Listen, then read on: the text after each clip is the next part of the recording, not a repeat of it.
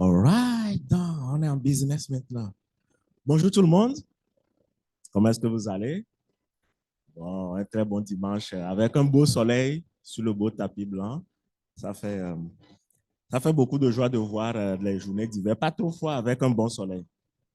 Donc, ça fait partie de mes bonheurs. Donc, je me présente, mon nom c'est Doté, pour ceux qui ne me connaissent pas. Donc, je suis l'un des anciens à l'église ici avec Benoît Jean-Philippe, le pasteur Ruben. Et c'est moi qui vais vous apporter la parole ce matin, donc vous allez devoir me supporter pour les 25-30 prochaines minutes. Et je vais prêcher sur le livre de l'Apocalypse. Donc, si jamais il y a quelque chose qui ne va pas avec vous, vous irez voir Ruben, c'est lui mon boss. Donc, si j'ai dit des choses que vous n'êtes pas d'accord avec l'Apocalypse, venez pas me voir, allez voir Ruben, c'est lui qui a commencé cette chicane-là. Donc, mais c'est bon, c'est ça. C'est la première fois que je prêche dans le livre de l'Apocalypse. C'est un livre que j'ai toujours évité. Et je dirais que je suis victime de Hollywood. Quand tu vois les films de l'Apocalypse, tu dis, ah, je ne veux pas venir un dimanche matin, ouvrir la Bible, puis parler aux gens de la terre qui s'ouvre en deux, puis des gens qui tombent dedans. Même jusqu'à, durant la COVID, quand tout était fermé, bon, il n'y avait plus rien à faire. Je me suis dit, en attendant que mon employeur me trouve de la job à faire, parce que nous a annoncé le matin même, venez pas au travail. Je dis, je vais lire les livres du Nouveau Testament. Je les ai tous lus durant les 2-3 semaines avant que le travail ne reprenne. Mais je n'ai pas lu l'Apocalypse, juste pour vous dire jusqu'à quel point je le vis. Et quand Ruben était venu dans la réunion de comité pour nous dire, on va commencer des séries de tous les livres de la Bible, je dis, oh, ça c'est une bonne idée. Et il dit, on va commencer par l'Apocalypse.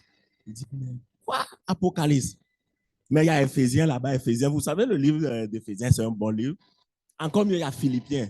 Quand vous lisez le livre de Philippiens, ça parle de la joie, puis de la joie dans le Seigneur. Ça, c'est des bons thèmes qu'on peut prêcher un dimanche. Pourquoi tu veux passer par tous les chapitres de livre de l'Apocalypse? Il dit, oui, on va commencer par la fin. Et je vous dirais que je suis vraiment très honoré de cette décision. Et j'aime vraiment la série qu'on fait sur le livre d'Apocalypse. Je ne sais pas qui aussi aime le livre d'Apocalypse comme moi. Signe de la main, oui.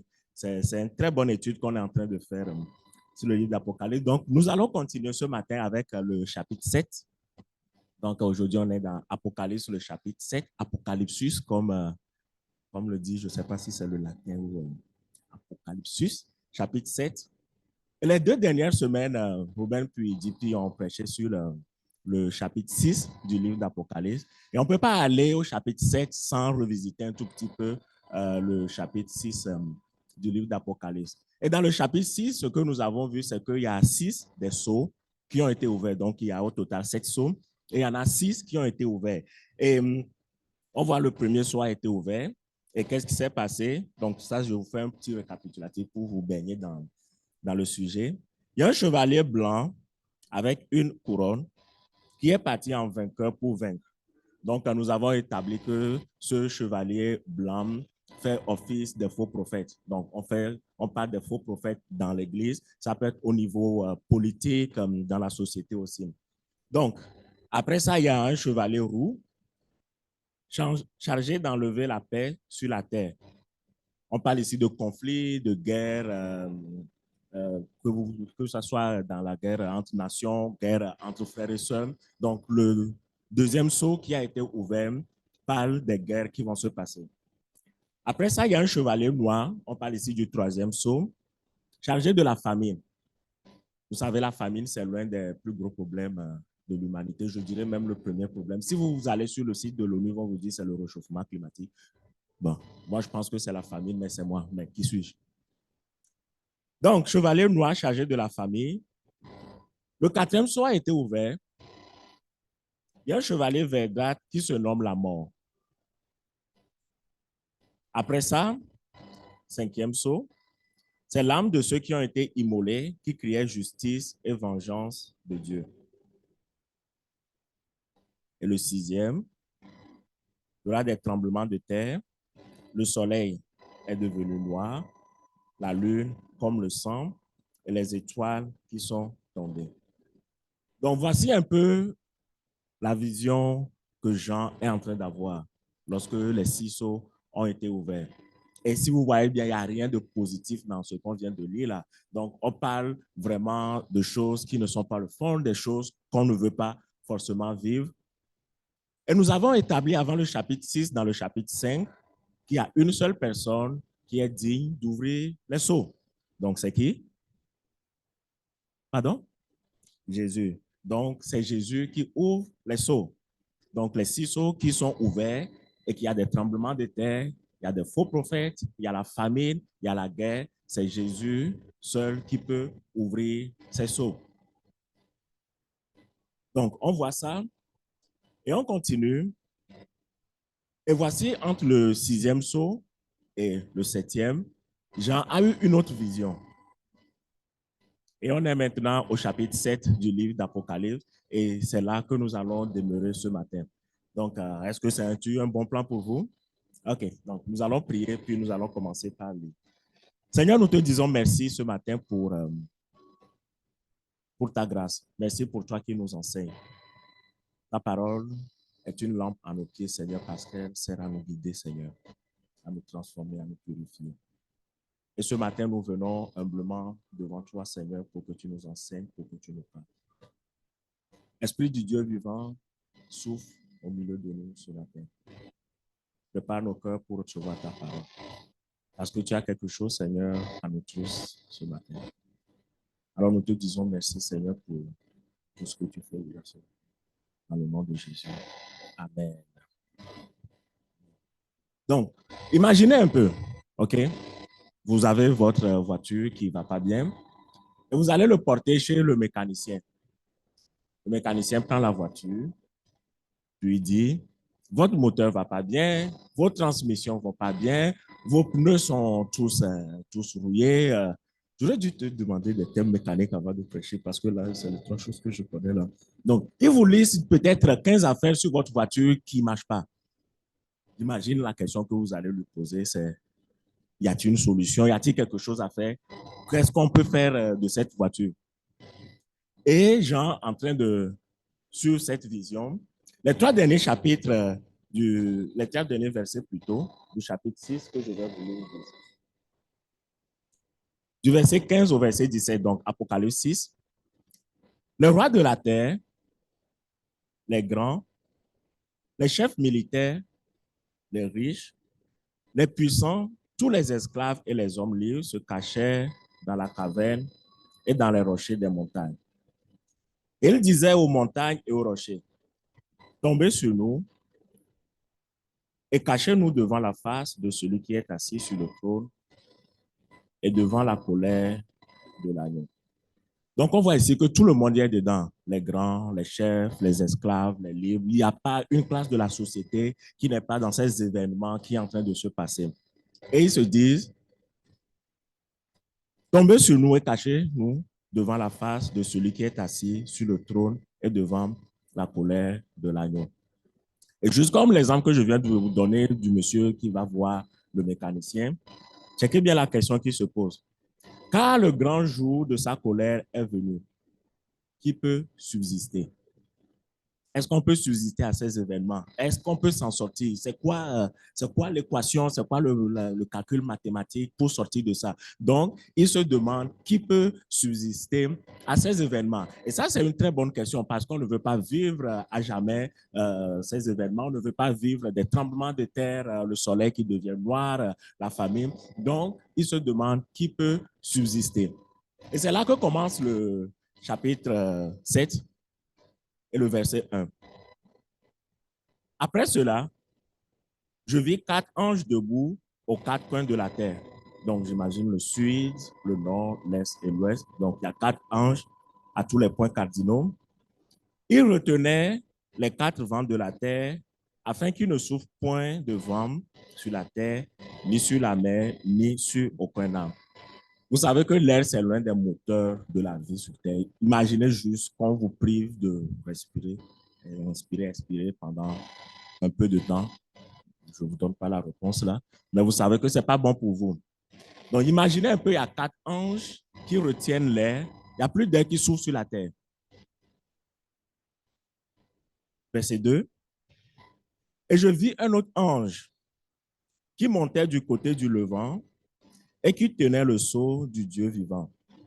Donc, il y a 4 anges qui tiennent l'air Il y a un autre ange, donc un cinquième ange, qui tenait le sceau de Dieu, et il criait d'une voix forte aux quatre anges, à qui il a été donné de faire du mal à la terre et à la mer.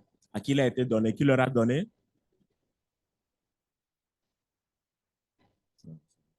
Pas sûr? Qui leur a donné?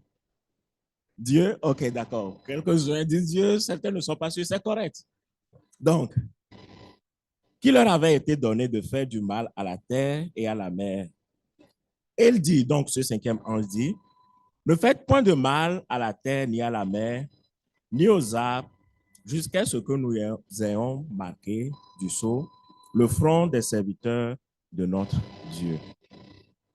Donc, un cinquième ange vient. Et c'est ce que j'aime du livre de l'Apocalypse. Ça nous montre beaucoup de choses du royaume des cieux. D'abord, l'hiérarchie, l'autorité. Donc, si je dis, puis tu es en train de faire quelque chose ici, puis moi je viens, je dis, hé, arrête, parce que j'ai quelque chose à faire. Et tu arrêtes. Donc, tu vois un peu, ça montre un peu l'hiérarchie, l'autorité qui donne l'ordre, qui donne le pouvoir, qui a le pouvoir, qui n'a pas le pouvoir. Et une des choses que nous avons appris avec Apocalypse, c'est que Dieu est tout puissant, c'est Dieu qui a tout le contrôle. Amen. C'est lui le créateur de toutes les façons. Donc, c'est lui qui gère sa création. Donc, l'ange vient leur dire, arrêtez jusqu'à ce que nous le marquons du sceau le front des serviteurs de notre Dieu. Et ça, c'est un petit brin d'espoir pour ceux qui étaient en train de vivre ces moments difficiles. Qui peut résister? Oui, il y a des gens qui peuvent résister. Parce qu'il dit, arrêtez jusqu'à ce que nous n'ayons marqué du sceau les serviteurs du Dieu vivant. Amen. Donc, on établit déjà qu'il y a des personnes qui peuvent résister. Qui sont ces personnes? Question. Qui peut résister? Ceux qui sont marqués par le sceau. Verset 4. Et j'entendis le nombre de ceux qui avaient été marqués du sceau, 144 000 de toutes les tribus des fils d'Israël. Beaucoup de précision. Donc, 144 000. Verset 5, de la tribu de Juda, donc Juda 1, 12 000 marqués du sceau. La tribu de Ruben, pas Ruben qui est assis en arrière. La tribu de Ruben, 12 000. De la tribu de Gad, 12 000, ça fait 3. La tribu d'Asser, 12 000. La tribu de Nephtali, 12 000. La tribu de Manassé, 12 000. De la tribu de Siméon, 12 000. La tribu de Lévi, 12 000. La tribu d'Issachar, un autre 12 000. De la tribu de Zabulon, 12 000. De la tribu de Joseph, un autre 12 000, 11. Et enfin, de la tribu de Benjamin, 12 000 marqués du sceau. Si vous allez très vite à vos calculatrices, 12 000 fois 12, ça fait 144 000.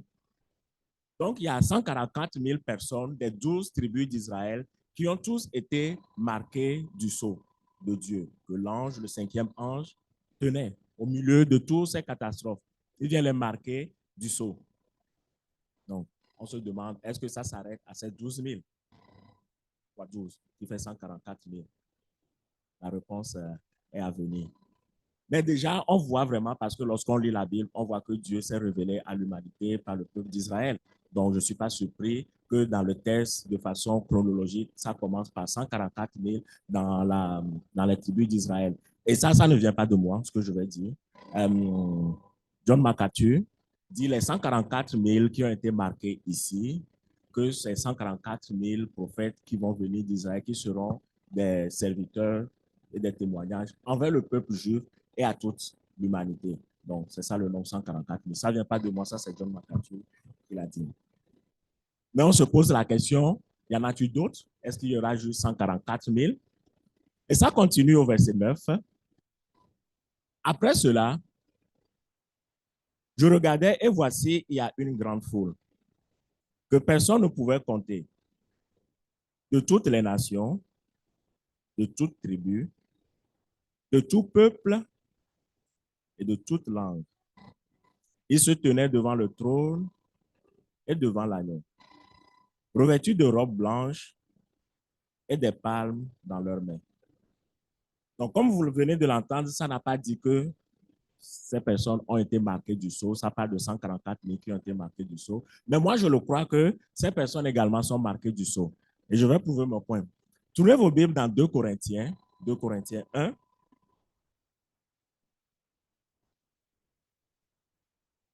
2 Corinthiens 1, 18 à 22.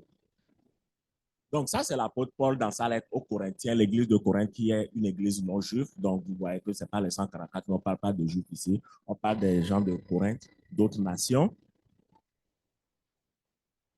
Et dit, aussi vrai que Dieu est fidèle, la parole que nous avons adressée n'a pas été oui et non.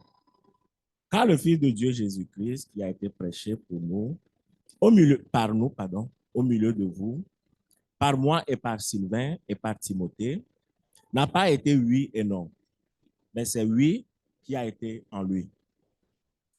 Car pour ce qui concerne toutes les promesses de Dieu, c'est en lui qu'est le oui. C'est pourquoi encore l'amen, par lui est prononcé pour nous à la gloire de Dieu. Et celui qui nous a fermés avec vous en Christ et qui nous a oint, c'est Dieu, lequel, donc, Dieu, lequel nous a aussi marqués d'un sceau et a mis dans nos cœurs les arts de l'esprit. Donc, c'est une lettre aux Corinthiens, pas une lettre à une église de Juifs. Il dit, nous a aussi marqué du sceau. Donc, 144 000 personnes marquées du sceau et un nombre incontable de toutes les nations, de tout peuple devant le trône, également marqué selon ce que l'apôtre Paul dit par le sceau. Donc, dans ces événements qui ne sont pas vraiment le fond, un ange vient, il marque 144 000 personnes du sceau de Dieu et plusieurs personnes du même sceau, de toute langue, de toute tribu et de toute nation. Amen. Et regardez un peu ce que ces gens font. Ils tenaient devant le trône et devant l'agneau, revêtus de robes blanches et des palmes dans leurs mains. Est-ce que ça nous rappelle un peu un événement dans la Bible avec le Seigneur Jésus? Des palmes dans la main, signe de victoire.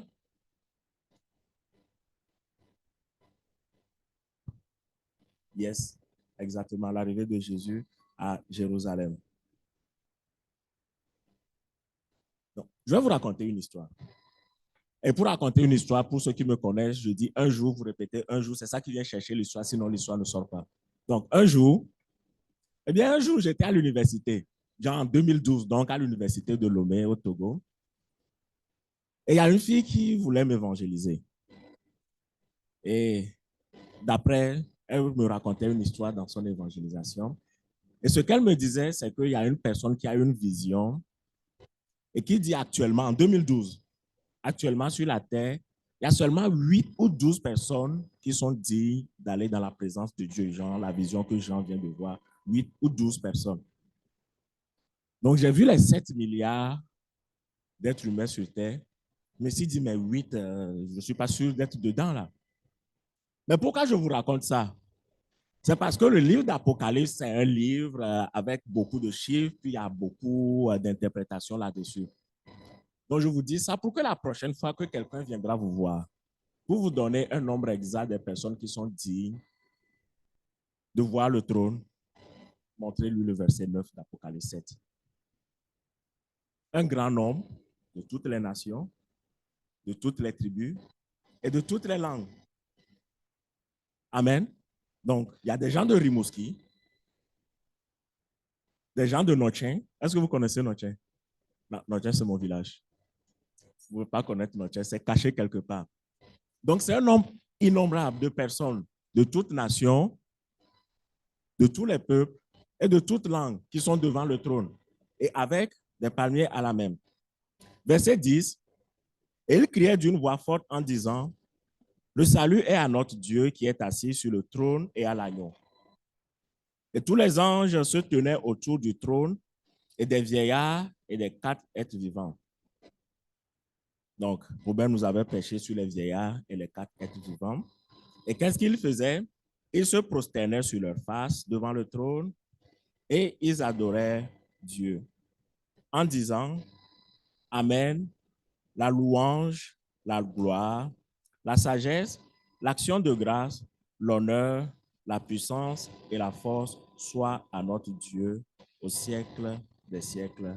Amen. Ça ne fait pas partie de mon message, mais je vais dealer très vite avec ça avant de continuer. Ruben l'avait fait, mais je vais le faire. Plusieurs personnes avec des palmiers, des vieillards qui se prosternaient. Ça, c'est l'image de ce qui se passe devant le trône, devant Dieu. Et nous sommes supposés faire la même chose alors que nous sommes sur la terre. Donc, la prochaine fois que tu viendras à l'église pour dire « je n'ai rien reçu » là, il n'y a personne qui a quelque chose à te donner à l'église. À l'église, nous venons donner un culte à Dieu. Nous venons adorer Dieu. De toutes les façons, qui peut te donner quoi? Moi?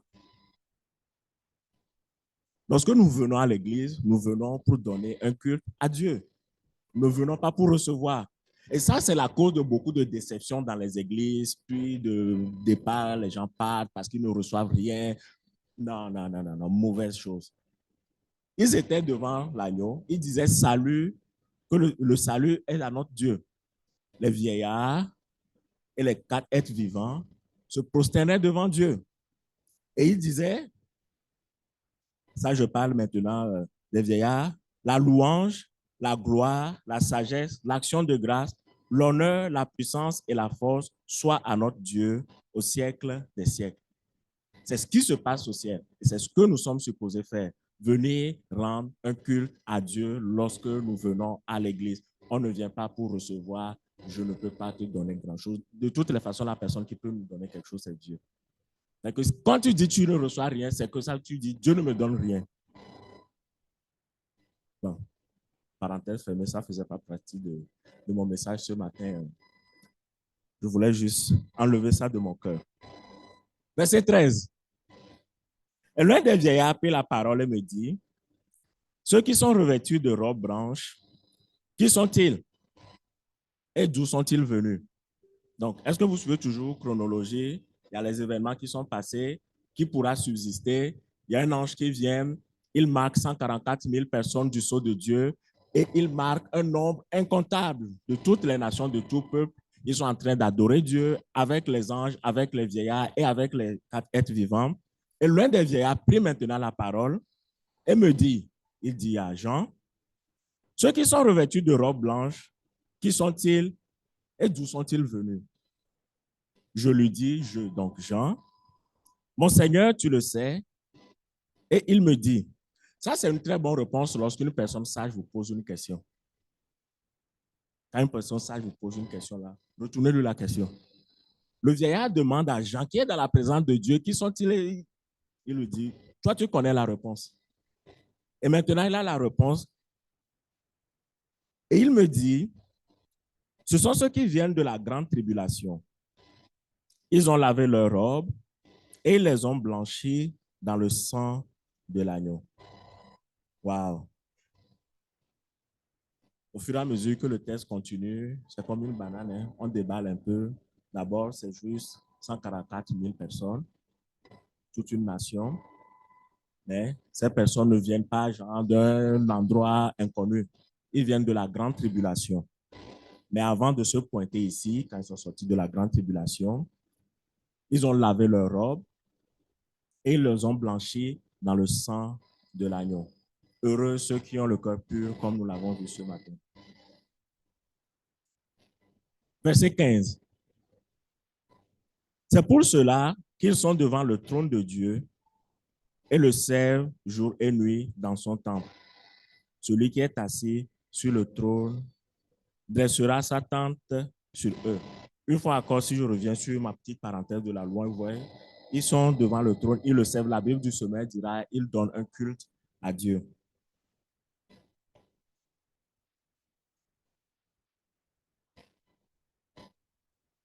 Verset 16. Ils n'auront plus faim, ils n'auront plus soif, et le soleil ne les frappera point, ni aucune chaleur, car l'agneau qui est au milieu du trône les paîtra et les conduira aux sources des eaux de la vie, et Dieu essuiera leurs larmes et leurs yeux. Amen. Donc voici les 17 versets qui sont dans le chapitre 7 du livre d'Apocalypse. Maintenant, vous pouvez, pas faire, je ne veux pas dire fermer vos yeux, mais vous pouvez lever un peu l'attention sur les versets et je vais faire un petit récap. Jean, toujours dans la présence de Dieu, voit les événements communément appelés la tribulation. Donc, il y a 6 sceaux qui ont été ouverts par le Seigneur Jésus lui-même. Tremblement de terre, famine, la mort. Et on se demande, est-ce que quelqu'un peut résister à ça? Est-ce que quelqu'un peut subsister? Et alors que la question est posée, il y a un cinquième, il y a un ange qui vient marquer 144 000 personnes du sceau de Dieu. Et un grand nombre de toutes les nations, de toutes les tribus. Ces personnes sont devant Dieu en train de l'adorer, avec les anges, avec les vieillards. Et un vieillard qui pose la question, qui dit, qui sont ces personnes? Ces personnes viennent de la tribulation, ils ont lavé leur robe dans le sang de l'agneau, ils n'auront plus faim, ils n'auront plus soif, et Jésus lui-même les paîtra. Il y a beaucoup de personnes qui ont des avis différents sur la tribulation. Et lors de son introduction de la série de l'Apocalypse, Ruben nous avait donné les différents courants de pensée. Et parmi ces différents courants de pensée, il y a certaines qui pensent que la tribulation, c'est un événement à venir. Donc, dans un avenir incertain, la tribulation va venir. Il y a d'autres qui pensent que c'est des événements progressifs. Donc, il y a la tribulation hier, il y a la tribulation aujourd'hui, et il y aura la tribulation demain. C'est continuel. Il y a d'autres courants de pensée, mais je vous laisse sur ces deux. Et si vous demandez mon point de vue, auquel je m'identifie, moi, je pense que la tribulation, c'est progressif. Il y a des gens qui ont déjà vécu la tribulation, il y a des gens qui vivent la tribulation, il y a des gens qui vivront la tribulation. Ça, c'est mon point de vue. Vous pouvez avoir un avis contraire. On est toujours amis, il n'y a pas de problème. Mais la chose que j'aimerais que vous reteniez, c'est les 3 prochains points que je vais vous donner. Là, il faut qu'on s'entende là-dessus. Tribulation, déjà, tribulation va venir. Faites votre choix. Mais les 3 prochains, là, j'aimerais qu'on s'entende là-dessus. Et ça, c'est la fin de mon message. Et en passant, lorsque je dis la fin de mon message, puis que vous avez une rencontre après ou bien une réunion après, soyez pas trop content parce que je peux faire 3 conclusions. Bon, juste pour laisser ça là-bas. La première chose que j'aimerais qu'on retienne ce matin, c'est que quelle que soit la tribulation que nous vivons aujourd'hui, ou bien si pour toi la tribulation est à venir, nous ne devons pas nous effrayer. Amen. Parce qu'il y a de l'espoir. Dieu a donné une porte de sortie pour la tribulation. Dieu n'a pas juste envoyé les événements comme ça pour détruire l'humanité, puis enlever tous les êtres vivants de la terre. Dieu a laissé une porte de sortie pour la tribulation. Amen. Donc, la prochaine fois que tu vivras quelque chose et que pour toi, ça, c'est la tribulation, tu n'as pas à t'effrayer parce qu'il y a une porte de sortie. La prochaine fois qu'il y aura une pandémie, COVID-19, COVID-20, COVID-2021, tu n'as pas à t'effrayer et à rentrer dans des calculs bizarres pour savoir si c'est la fin du temps. Si Dieu a laissé une porte de sortie pour la tribulation. Dieu a des gens qu'il a marqués de son sceau et ces personnes vont sortir de la tribulation. Amen. Donc, garde espoir, ne t'effraie pas. Dieu a laissé une porte de sortie pour la tribulation. Deuxième chose, ça va aller très vite. Deuxième chose, que la tribulation ne nous éloigne pas de Dieu. Amen. Que la tribulation ne nous éloigne pas de Dieu. Vous avez vu un peu la liste des événements qui se trouvent dans la tribulation. Et ça, c'est l'équation parfaite pour éloigner le croyant de son Seigneur. Je suis sûr qu'il y a certains parmi vous qui connaissent des gens qui ont abandonné la foi à cause des situations familiales très difficiles. On comprend. Il y a des gens qui peuvent abandonner la foi à cause des choses qu'ils ont vécues. Parce que la tribulation, c'est la famine. Beaucoup de personnes en Amérique du Nord n'ont jamais eu faim. Genre, je ne parle pas de la faim. Tu as mangé le matin, que tu dois manger à midi, les 11h30, tu as faim. Je parle de la faim. Genre, tu as faim. La tribulation, c'est la famine. La tribulation, c'est des catastrophes naturelles. Il y a des gens parmi nous ici qui ont déjà vécu un tremblement de terre. Ce n'est pas la chose que tu veux vivre forcément. Il y a des gens qui ont peut-être vécu des tsunamis où l'eau se lève puis détruit tout. Ce n'est pas des choses que tu veux vivre. Mais c'est ça la tribulation. Mais au milieu de cette tribulation, que cela ne nous éloigne pas de Dieu. Amen. La tribulation, c'est malheureusement le décès d'un être cher. Tu ne peux pas forcément vivre ça dans la vie, mais ça fait partie de l'équation. Encore là, la tribulation, c'est que toi-même, tu succombes. Je parle de la mort de toi. Moi, je ne veux pas trop vous effrayer, mais c'est un rendez-vous qui, on va tous passer par là. S'il y a une chose qui est sûre pour nous tous, c'est qu'un jour on va mourir. Soyez pas triste là, je ne dis rien de négatif sur vous, c'est une réalité. La tribulation ne veut pas dire que le chrétien ne mourra pas, ou bien que le chrétien ne souffrira pas, ou bien que le chrétien n'aura pas de pertes, mais que la tribulation ne nous éloigne pas de Dieu. Amen. Je vais vous lire un verset encore de l'apôtre Paul dans Romains 8, verset 35. Vous savez déjà où est-ce que je m'en vais. Qui nous séparera de l'amour de Christ? Serait-ce la tribulation, ou l'angoisse, ou la persécution, ou la faim, ou la nudité, ou le péril, ou le paix? Selon qu'il est écrit, c'est à cause de toi qu'on nous met à mort tous les jours, qu'on nous regarde comme des brebis destinées à la boucherie. Mais dans toutes ces choses, nous sommes plus que vainqueurs par celui qui nous a aimés. Car j'ai l'assurance que ni la mort, ni la vie, ni les anges, ni les dominations, ni les choses présentes, ni les choses à venir, ni les puissances, ni les hauteurs, ni la profondeur, ni aucune autre créature ne pourra nous séparer de l'amour de Dieu manifesté en Jésus-Christ, notre Seigneur. Aucun de ces choses ne nous éloigne de Dieu. Que la tribulation ne nous détache pas de Dieu. Amen. Troisième chose, et c'est le dernier, la récompense sera grande. La récompense sera magnifique. Es-tu malade aujourd'hui? Je prie pour toi, sincèrement, que le Seigneur te guérisse. Mais il y a un jour, tu ne parleras même plus de maladie. Si jamais tu n'es pas guéri. As-tu faim aujourd'hui? As-tu genre des besoins? Parce que généralement, quand la Bible parle de faim, il parle de nos besoins quotidiens, la vie de tous les jours. As-tu des problèmes financiers, des choses que tu veux réaliser, des choses qui ne marchent pas pour toi? Je prie que Dieu te donne une solution.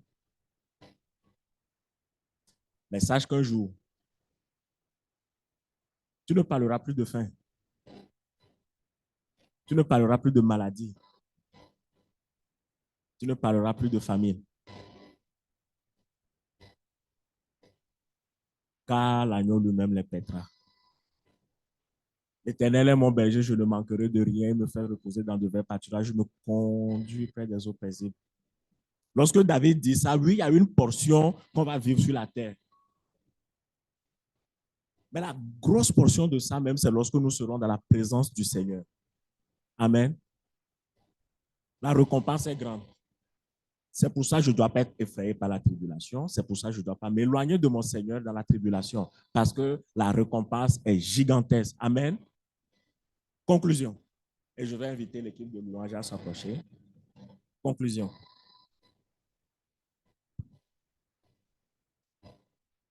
La chose qui est bonne lorsqu'on prêche de l'Apocalypse, c'est que Ce n'est pas le genre de message où on vient vous dire, t'es capable, tu vas y arriver, on te donne un petit tas pour aller demain matin là-bas au travail, puis être le meilleur de ta promotion ou t'encourager. Et moi, j'aime prêcher des messages d'encouragement. J'aime venir ici, lorsque je prêche, vous booster pour que vous repartez demain matin là-bas, tout craqué. Mais lorsqu'on prêche sur l'Apocalypse, on ne va pas parler de ton travail, ni de ton mariage, ni de tes projets, de ta business. On va te parler de l'éternité. Et quand on te parle de l'éternité, on peut te parler de la tribulation, des choses que tu ne veux pas forcément entendre. Mais la bonne chose, c'est qu'il y a de l'espoir. Dans la tribulation, Dieu a donné une porte de sortie. Ceux qui seront marqués, ils laveront leur manteau dans le sang de l'agneau. Et ce matin, Ruben a pris le temps de prêcher une partie de mon message dans la table du Seigneur, dont je ne veux pas revenir là-dessus. Et que vous soyez, la tribulation, c'est progressif, comme moi je le pense, ma femme aussi, parce qu'on a discuté, fait que notre mariage est sauvé, on n'a pas beaucoup de divergences sur le livre de l'Apocalypse. Que vous soyez progressif ou que vous pensez que la tribulation, c'est à venir, la chose qu'on doit garder, c'est qu'il y a une porte de sortie marquée par le sceau de Dieu. Amen. Maintenant, pour terminer, je vais vous laisser avec une question. Es-tu ou seras-tu marqué du sceau? Est-ce que tu feras partie des personnes dont le vieillard dit à Jean, ils viennent de la tribulation, ils ont lavé leur robe dans le sang de l'agneau. Que la tribulation soit aujourd'hui, que la tribulation soit demain. Est-ce que tu vas subsister? Jean dira, car Dieu a tant aimé le monde qu'il a envoyé son Fils Jésus-Christ afin que quiconque croit en lui ne périsse point, mais ait la vie éternelle. Si on met une ligne comme ça, de ce côté, tribulation, l'autre côté, ceux qui ont lavé leur robe. Rester de ce côté, c'est périr. Mais Dieu nous donne l'opportunité d'aller de l'autre côté. Car quiconque croit en lui ne périra, mais aura la vie éternelle. Et c'est ça la question que nous devons nous poser. C'est ça la question avec laquelle je te laisse aujourd'hui. Est-ce que tu subsisteras? Car Dieu a tant aimé le monde qu'il a donné son Fils unique Jésus-Christ, afin que quiconque croit en lui ne périsse point, mais ait la vie éternelle. Et que je vous laisse avec cette question. Que Dieu vous bénisse. Amen. Amen.